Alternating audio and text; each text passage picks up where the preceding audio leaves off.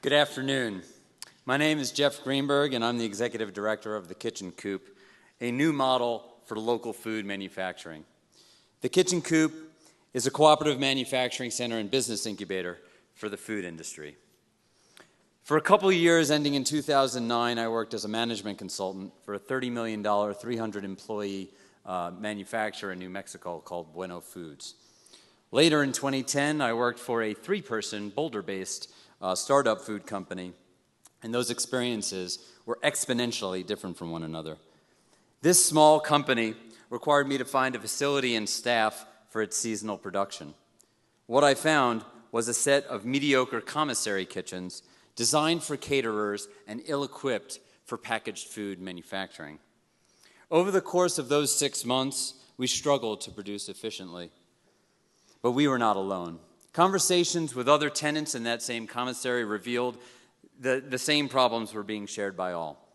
They had great products, there was excellent demand for local food, but poor execution was limited by inadequate resources, facilities, equipment, and people. There had to be a better way. From 2011 through 2012, I spoke with about 5 or 6 dozen different small companies and visited a dozen or so individual facilities. Local and regional manufacturers all suffered from the same issues. Co-packers wanted nothing to do with them. It looks like I'm having a little bit of an advance issue. Sorry. Co-packers wanted nothing to do with them. Shared space was less than ideal. Dedicated space was way too expensive to create. And equipment that was appropriate for their desired scale was too big for their bank accounts or too small for their future. The Kitchen Coop resolves this through time sharing, flexible production areas, and movable equipment that's designed to create lines of appropriate technology. In addition to shared production warehouse and office space, we offer a management team of over 45 years' experience that helps our clients develop food safety programs, standard operating procedures, and prepare for third-party audits or gluten-free certifications.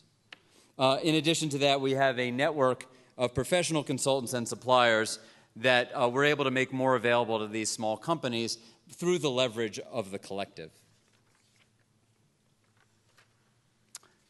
Although this project started 2 years ago, it was only 8 months ago that we took occupancy of our 22,000 square foot facility halfway between Boulder and Denver in nearby Broomfield.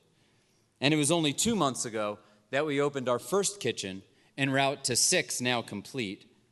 And it was 1 week ago that we signed our 10th client with over 100 more in the pipeline.